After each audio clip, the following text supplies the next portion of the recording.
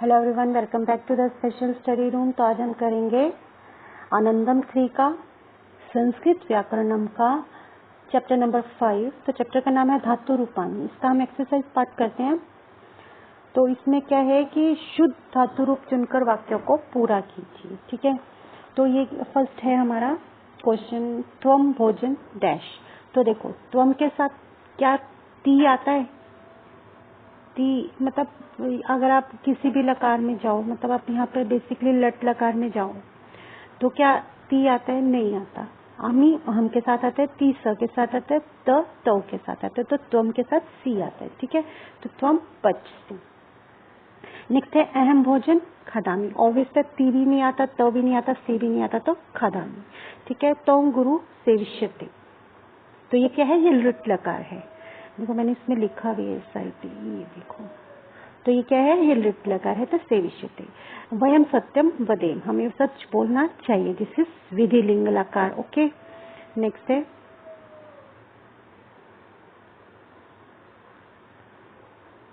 पिता पुत्राय अकृत्य। पिता ने पुत्र पर गुस्सा किया, पुत्र के लिए गुस्सा किया, तो ये लंग लकार है। ओके, नेक्स्ट है नम्रता। हाँ पित्रे पत्रम अलिखित। देखो हाँ मतलब चला गया कल, तो भूतकाल है तो ऑब्वियस है लंग लकार आएगा, तो अलिखित। स मतलब एक वचन है तो अलिखित। श्रद्धावान ज्ञानम लभते, लट लकार। ठीक है, तो लभते हो गया।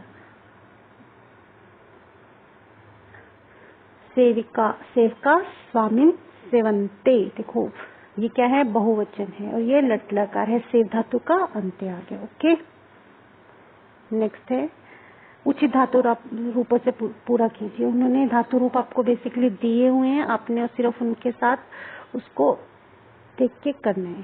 देखो बालिका गीतम श्रुवंती। देखो बहुवचन है तो अंति आ गया। छात्रा अगेन बहुवचन है, लट लकार में करना है। क्रिया की जो परिवर्तित रूप होता है कर होता है, तो कुर्वंती।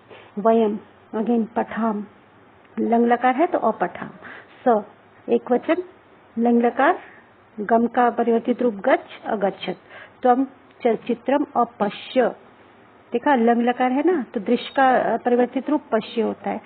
ते अलिखन लंग लकार है।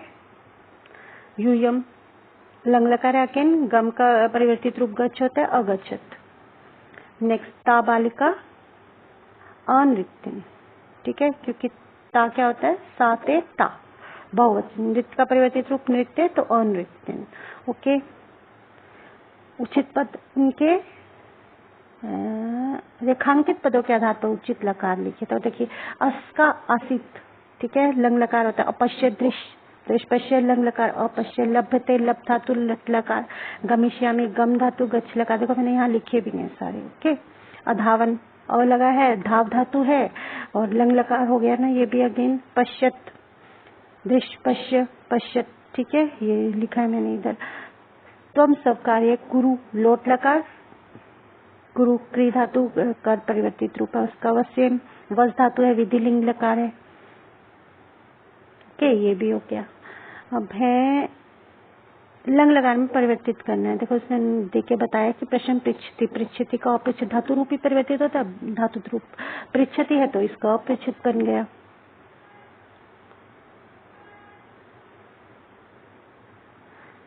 तो युवाम का गच्छत है तो अगच्छतम बन गया।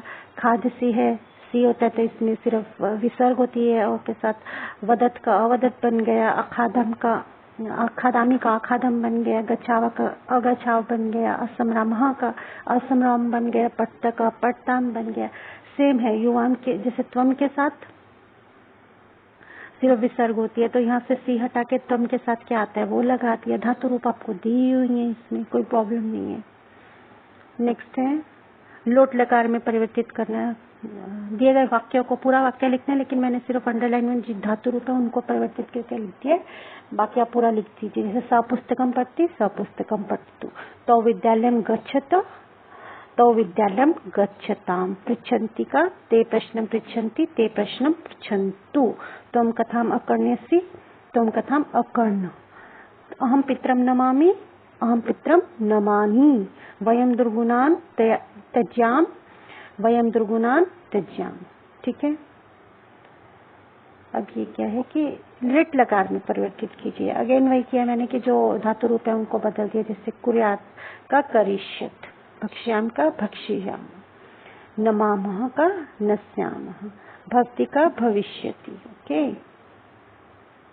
क्रुध्यति का क्रोधसति। हम लिट लकार में परिवर्तित करें ना, लिट लकार में परिवर्तित करना, ओके, ठीक है। इसके बाद ये क्वेश्चन तो खैर एग्जाम में आएगा भी नहीं। हाँ, तो इसमें क्या है कि आप चित्र को ध्यान से देखें और सोचकर लिखें कि इनमें हो रही किन किन क्रियाओं का आप वाक्य में प्रयोग कर सकते हैं। इट मीन्स दैट कि आपको पूरा वाक्य नहीं लिखना, सिर्फ और सिर्फ क्रियाओं को, मतलब धातु रूपों को लिखना है, कौन कौन सी आप यूज कर सकते हो। देखो, हम तिष्ठ यूज कर सकते हैं, कबूतर बैठे हैं, ये बच्चा बैठा है, इसके लिए तिष्ठ, स्था का परिवर्तित रूप तिष्ठ होता है। क्रीड़ खेल रहा है, ये क्रीड़ और खेल यूज कर सकते हो। ये कूद रहा है तो कूद यूज कर सकते हो। कभी भी कोई भी चित्र हो उसमें अस और भू धातु, भव धातु तो आ ही जाती है, भू धातु, तो अस और भू का यूज कर सकते हो। उपकरोति मतलब ऊपर रहते हैं, या ऊपर, उसके ऊपर क्या कहते हैं, उपकुर्वंती जिससे होता है, आसरा लेना जिससे बोलते हैं, ठीक है। अब ये वाला हो गया चित्र। इसके बाद है दूसरा। अब ये क्या, विकस मतलब खिलते हैं, अस, और मैंने वही बोला कि भू तो होती है हर धातु, हर एक चित्र में। दा, ये पानी देर है, दा या देना, ठीक है। उड़ मतलब उड़ते हैं, या उत्पत उड़ते हैं, पक्षी उड़ते हैं, तितलियां उड़ती हैं। ये माली जो है पौधों को सींचता है, सींच धातु का प्रयोग हो सकता है, ठीक है। मतलब बेसिकली इसमें क्या है कि आपको धातुएं लिखनी है, ये नहीं लिखना कि पूरा का पूरा आपने सेंटेंस में लिखना, सिर्फ धातुओं, कौन सी धातुएं प्रयोग कर सकते हैं उनको लिखना। तो ये सब धातुएं आप इसमें यूज कर सकते हैं, ठीक है। ओके गाइस, देखने के लिए थैंक्स। ये हमारा चैप्टर 5 का हो गया, संस्कृत ग्रामर का। तो अगर आप चैनल पर नए हैं तो सब्सक्राइब कीजिए, लाइक कीजिए, कमेंट कीजिए, और देखने के लिए थैंक्स गाइस।